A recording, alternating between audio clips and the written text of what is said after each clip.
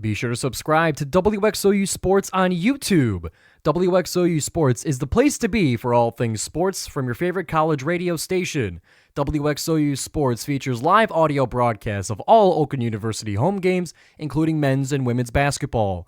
They also feature interviews with athletes and coaches, with highlights and more. Just go to YouTube and search WXOU Sports and hit subscribe. Now, back to the show. Welcome, everybody, to another edition of the GioMoShow, your home for all Oakland University sports. My name is Giovanni Mosheri. I am the host of the GioMoShow, and I'm so happy that you guys are here. Be sure to rate, review, and subscribe to help support the show as we now venture into the basketball season. We still got a little bit of the fall sports left, but we're starting to get into the regular season of basketball. So be sure to rate, review, subscribe so that you don't miss a thing. You can follow the GioMoShow on all social media.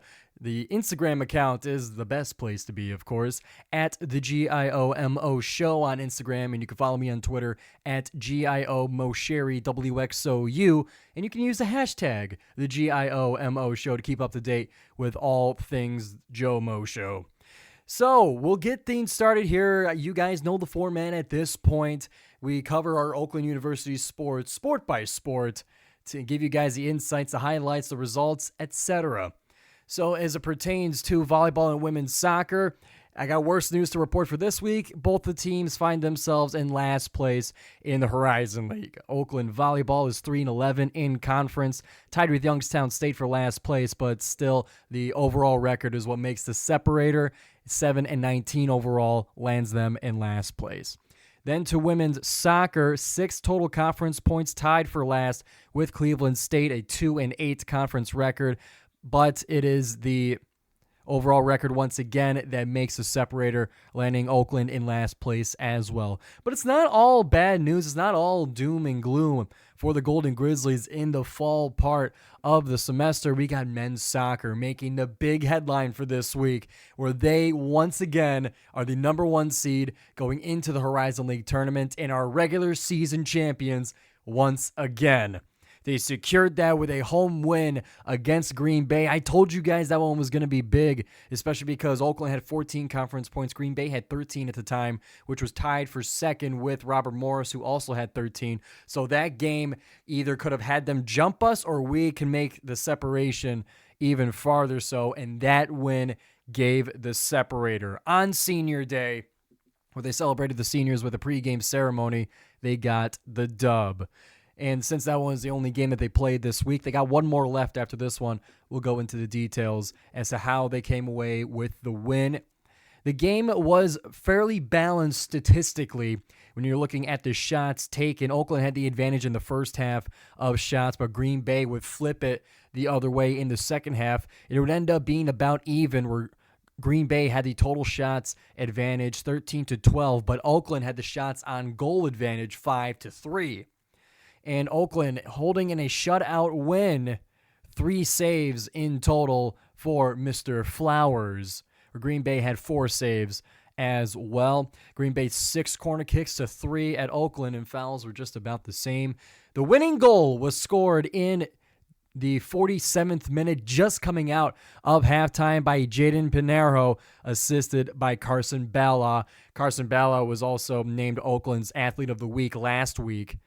For many assists that he had in that last weekend.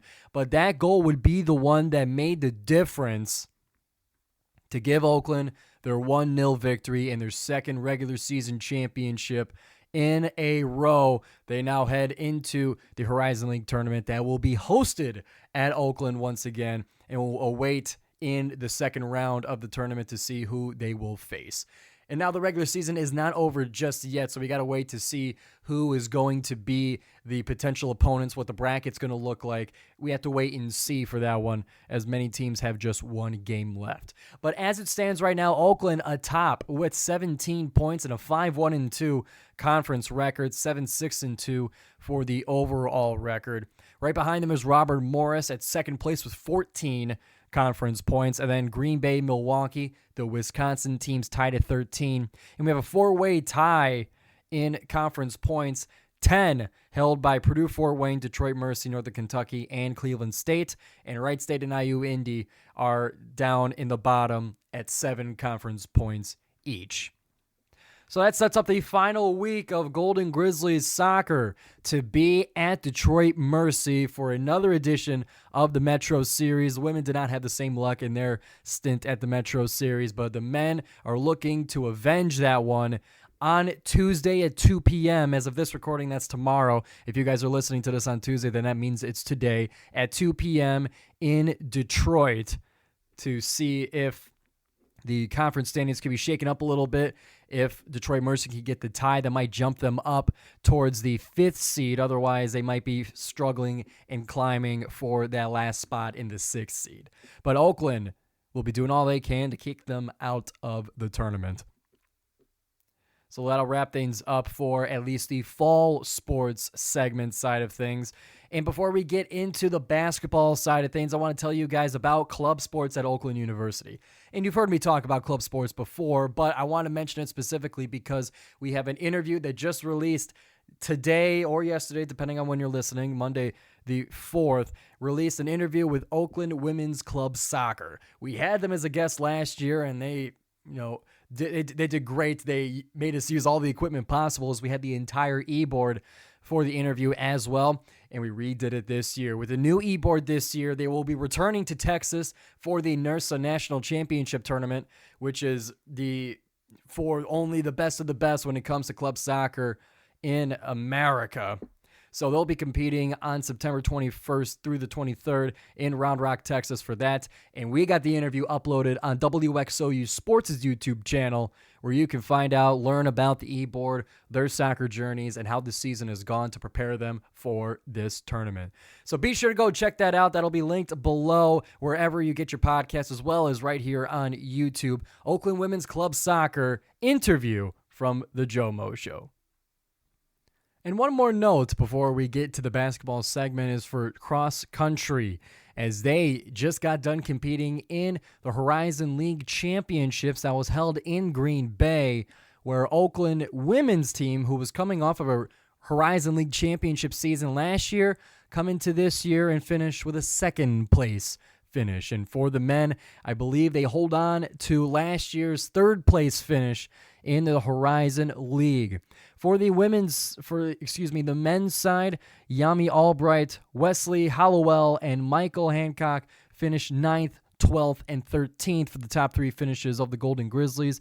And for the women, Erin Haggerty, Grace Nolan, and Haley Bissett would be 4th, 7th, and 15th, respectively, for the top 3 finishes of the Golden Grizzlies in the Horizon League Cross Country Championship run, or meet, or competition. I know it's not a game, but either way, finishing 2nd for the women and 3rd for the men. Great job and a great season to the Golden Grizzlies cross-country team, and we'll be for sure keeping up with track and field once the spring comes around, or when they still have seasons in the winter. But either way, we'll keep up with it. I'll know when it happens, and I'll let you guys know as soon as I know when all that stuff is going on. I got a great appreciation for the track and swimming types of sports where it's based on time. It's not about your fit on the team, and it's not about like the analytics part of it where you're kind of guessing sometimes if a certain player is going to do a certain thing better than others. When it comes to running and swimming, you are either fast or you are slow. That's it. There's no debate as to how, and obviously your attitude and fit on the team does matter, but at the end of the day, listen, if you're fast, if you're going to finish first, if you're going to get them points, it's by the numbers, then you get a spot, and then you can compete. I really have a great appreciation for that, especially for myself as a swimmer. If you notice that little swim cap on the screen here, 4-year varsity swimmer at Dakota High School, and so I gained a great appreciation for that sport. So I always like to keep up with them as best I can, even though it's a little bit tough to hear with your ears when it comes to results and placements and times. There's a definite challenge when it comes to presenting those kinds of sports, but on the GioMoShow, we'll do our best to show our appreciation and to give it to you guys in a way that's a little bit easier to understand and to listen to. So that'll be our venture on the Joe Show to wrap up the cross-country segment. And now let's get to basketball. And now getting into the basketball side of things, not much news to report on the women's side, which is where we'll begin for the hoops. And if you guys want more information about, what the women's team comes into this season with, I have that for last week's episode that more or less applies to this week as well. So you guys could go and check that out. I got it timestamped for women's basketball. But if you guys want even more in-depth coverage of what this women's basketball season is going to be looking like, maybe you're going to be going to the Cleary game on Friday with me, and you want to see what the season's going to be looking like, then there's two places that you can go. I have an interview that I recorded this summer with Oakland University head coach Jeff Tungett that tells us about his journey, as well as a bit of a preview as to this team, as well as an article that I wrote on Horizon Roundtable, the entire preview of this season of Golden Grizzlies women's basketball. You can go and check that out. All of that will be linked below for you to find. 10 new faces on this team, and it's going to be a lot to learn real quick about who's going to be who and who's going to fill the shoes of all those Golden Grizzlies that have either transferred out or graduated from last year. So it's a very new team, and tough to see where they're going to be landing in the Horizon League this season. But the only way to find out is to stay tuned on the GioMo Show or stay tuned in the arena as well. So let's move things on to men's basketball, as their regular season is going to be getting started today as of this recording. I got a busy week, and I was only able to record it this Monday afternoon as opposed to waiting until after the result of their first game against Defiance College. That'll be 7 p.m. tonight, Monday night, against the Yellow Jackets. And now Defiance College is a non-Division I opponent. It's not exhibition, but non-Division I out-of-conference opponent. These games are usually as expected, but a little extra sauce to this one, a little extra sprinkle of juice for this one. A sprinkle of juice. Nice phrasing. Kampe is from Defiance, Ohio, so that's why we face Defiance on a somewhat regular basis to open up our season. But this game, with a win against the Yellow Jackets, Greg Kampe will have won his 700th college basketball game in his career. That puts him up with very limited and very prestigious company in the world of college basketball. 700 wins. Tom Izzo just celebrated that, I believe, last year. So Kampe right behind his buddy in East Lansing. He's going to be joining the 700s club with a win against Defiance College. We'll have a little bit of notes from that in next week's episode. We'll see if we can get an interview with either Gavin Smolowski or Oakland Post sports editor Kurt Szymanski. We'll see if we could get one of those guys on the show and get a little bit of a scoop of this game. If not, then we'll be covering it in next week's GioMo Show. But I got to imagine that it's going to be a lot of points for Oakland and not a lot for Defiance. It's the non-Division I out of conference. These games are usually as expected. And for their upcoming games, they'll be heading on the road for much of the month of November, where they'll be traveling to Boise State this Wednesday, the 6th at 9 p.m. They'll be playing at 9 p.m. Eastern Time. And then we'll be traveling to Illinois to face the Illini, a team that they came really close to beating last year as part of that early potential-seeking games that we had last year, where we were close against Ohio State, we were close against Illinois, and you could tell this team was really willing to fight. We're going to be back at Illinois in Champaign on the 13th of November, so that'll be the following Wednesday, and then we travel to what might be the biggest non-conference game that Oakland plays this season. We'll be traveling to the University of Kansas to face the Jayhawks.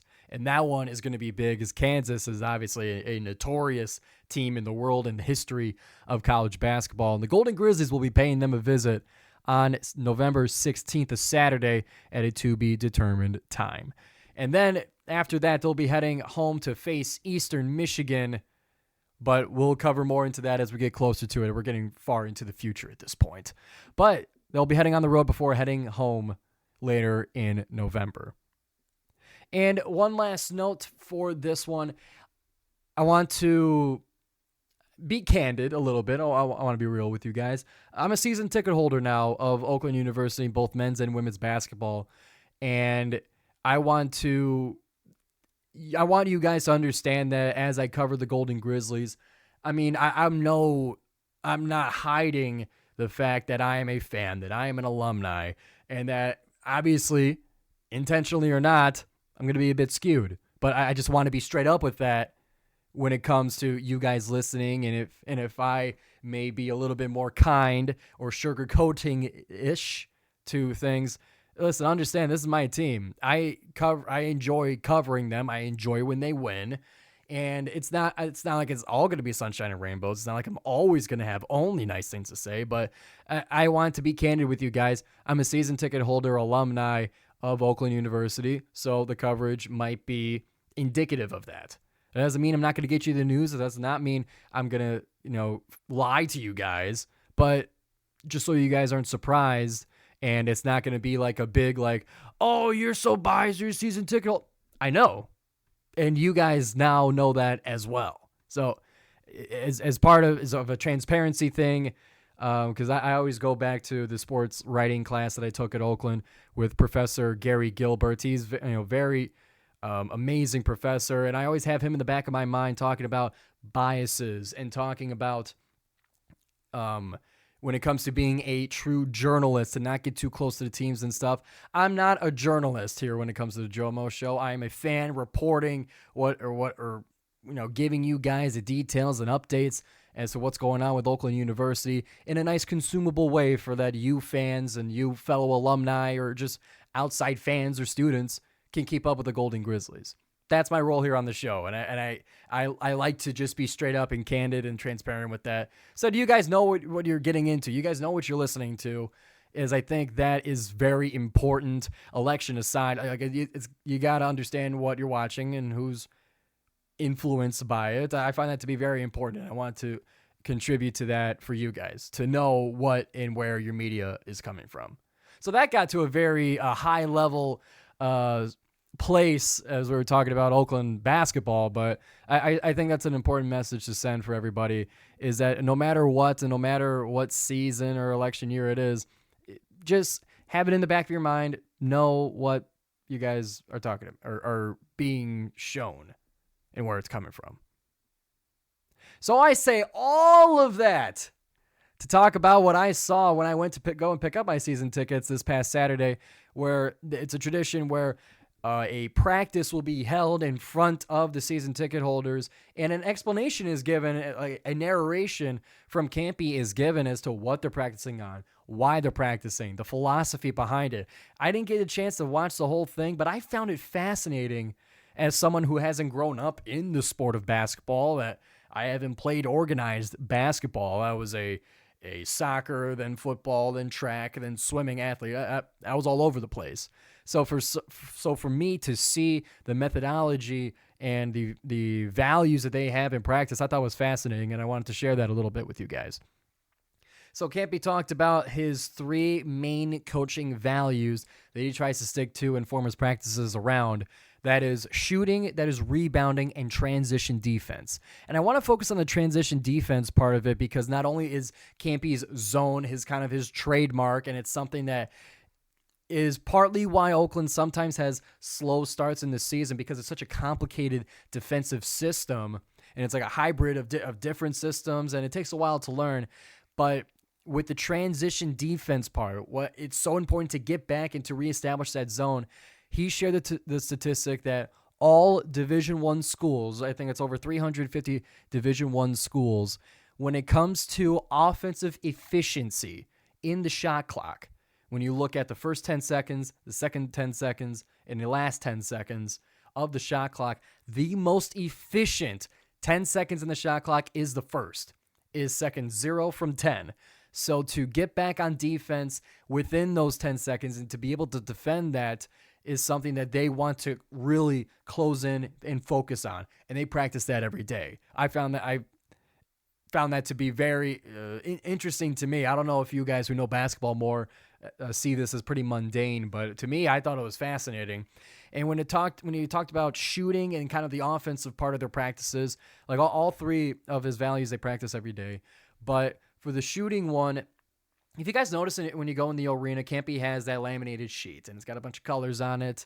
And I remember when I covered radio, sometimes he would drop it or it would fall and go underneath the media desk, and I'm getting screamed at because I don't know where it is. They think I took it in the heat of the moment.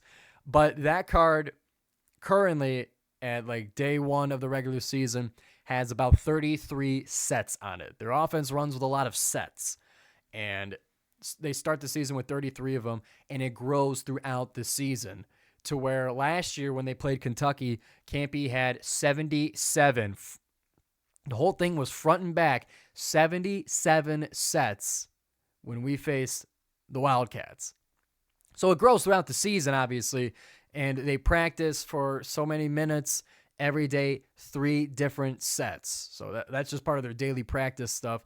And I just find that to be very interesting because I don't practice basketball like this, and not to make myself sound like a total moron when it comes to basketball, but when I was just watching how they were practicing and going through the sets, the 5-on-5s, and in all the motion and chaos and screaming, and after that play, Coach Smitty has 2 points, 2 very specific points that he could see out of all this motion and chaos. I find that fascinating as somebody who does play-by-play and is just trying to follow the ball. To be able to see with that wide of a vision, wide of scope, I found that fascinating to see firsthand and narrated from Kampe.